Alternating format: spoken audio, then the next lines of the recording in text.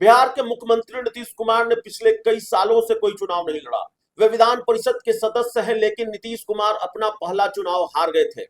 नीतीश ने हरनौत विधानसभा सीट से चुनाव लड़ा था और उन्हें हार का सामना करना पड़ा था। लेकिन इस हार से ज्यादा बड़ा झटका शायद नीतीश कुमार को तब लगा होगा जब अपने ही दोस्त के हाथों नीतीश 2004 का लोकसभा चुनाव हार गए थे। बाढ़ सीट से उन्हें उनके मित्र रहे विजय कृष्ण ने ही चुनाव हरा दिया था। नीतीश को चुनाव हराने वाले पूर्व सांसद विजय कृष्ण पिछले कुछ घंटों से सुर्खियों में हैं। वजह यह है कि उन्होंने अब लालू यादव का साथ छोड़ दिया है और ये शायद तीसरा मौका है जब उन्होंने आरजेडी या लालू यादव का साथ छोड़ा है। हालांकि विजय कृष्ण और किसी दूसरे दल में शामिल होंगे, इसकी गुंजाइश उन्होंने खुद ही खत्म कर दी है। उन्होंने दलगत राजनीति से अलग होने का ऐलान किया है। इसका मतलब यह है कि राजनीति से संन्यास। वे अब किसी दल का हिस्सा नहीं होने जा रहे। नीतीश के खिलाफ कभी लालू का ब्रह्मास्त्र साबित हुए विजय कृष्ण को जेल भी जाना पड़ा। कई बार विधायक, मंत्री और सांसद रहे विजय कृष्ण 1977 में राजनीति में आए। 1977 में समाजवादी युवा सभा से राजनीति की शुरुआत की। जनता पार्टी के बिहार के महासचिव बने। 1990 और 1995 में जनता दल के टिकट पर बाढ़ विधानसभा सीट से 2 बार विधायक बने। लालू यादव के साथ साथ राबड़ी देवी की सरकार में भी विजय कृष्ण मंत्री बने। 1999 में लोकसभा चुनाव में नीतीश कुमार से हार गए और उनकी चुनाव याचिका कोर्ट में खारिज हो गई।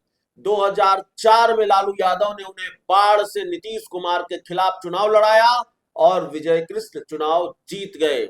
2009 में लोकसभा का टिकट नहीं मिला तो कुछ समय के लिए नीतीश कुमार की पार्टी जेडीयू में विजय कृष्ण चले गए। 2010 विधानसभा चुनाव के समय विजय कृष्ण वापस आरजेडी में लौट आए। 2009 में एक मर्डर केस में अपने बेटे के साथ विजय कृष्ण आरोपी बने। 2013 में कोर्ट ने विजय कृष्ण समेत 4 लोगों को उम्र कैद की सजा सुनाई।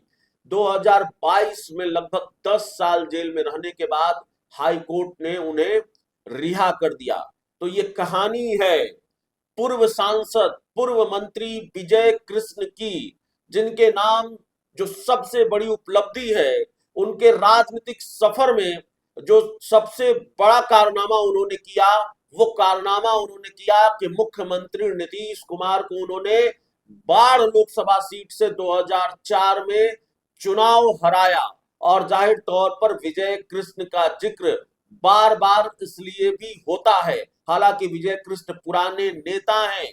विजय कृष्ण 1977 में उन्होंने राजनीति की शुरुआत की। नीतीश और लालू दोनों के दोस्त रहे, दोनों से अच्छे संबंध रहे और दोनों की पार्टियों में रहे।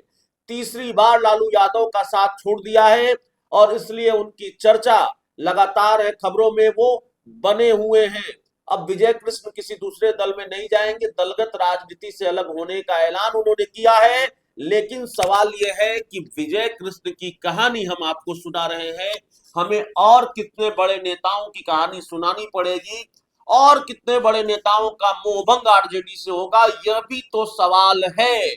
क्योंकि विजय कृष्ण अकेले ऐसे नेता नहीं है 2025 के विधानसभा चुनाव नतीजों के बाद जिनका मोहभंग आरजेडी से हुआ हो, बल्कि विजय कृष्ण से पहले आरजेडी के एक और दिग्गज नेता आरजेडी का साथ छोड़ चुके हैं, लालू यादव का साथ छोड़ चुके हैं और उनका भी लालू यादव से दशकों पुराना रिश्ता रहा है। और जाहिर तौर पर वो नाम है शिवानंद तिवारी। विजय कृष्ण ने कोई हमला नहीं बोला है, विजय कृष्ण के तेवर में कोई तल्खी नहीं है, बस उन्होंने आरजेडी से अलग होने का और दलगत राजनीति से अलग होने का ऐलान किया है। लेकिन शिवानंद तिवारी तो रोज क्लास लगा रहे हैं तेजस्वी यादव की और इसके साथ ही आरजेडी के दूसरे नेताओं की पोल भी खोल रहे हैं। संजय यादव पर तो सवाल उठ ही रहे हैं।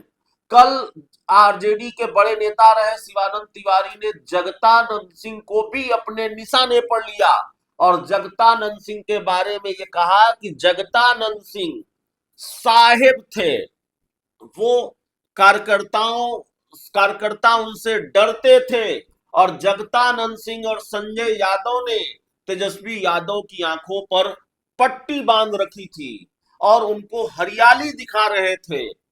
तो शिवानंद तिवारी, उसके बाद विजय कृष्ण, एक दो नामों की और जानकारी हमारे पास है जो तेजस्वी यादव का साथ छोड़ने वाले हैं, जो लालू यादव का साथ छोड़ने वाले हैं, जो आरजेडी से अलग होने वाले हैं। लेकिन जब ये खबर आएगी, जब जानकारी पुख्ता होगी, तो वो नाम भी हम आपको बताएंगे। इस वक्त आरजेडी के लिए और तेजस्वी यादव के लिए सबसे मुश्किल वक्त है, पार्टी के लिए मुश्किल वक्त है।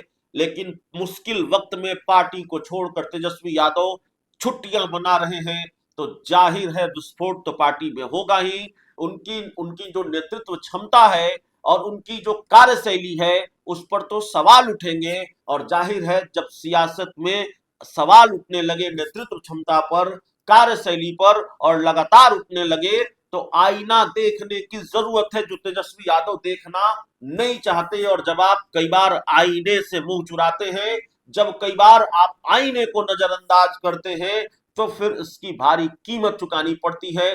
कम से कम सियासत में तो चुकानी ही पड़ती है, शायद तेजस्वी यादव को भी चुकानी पड़े, अगर न संभले तो। बहुत बहुत धन्यवाद।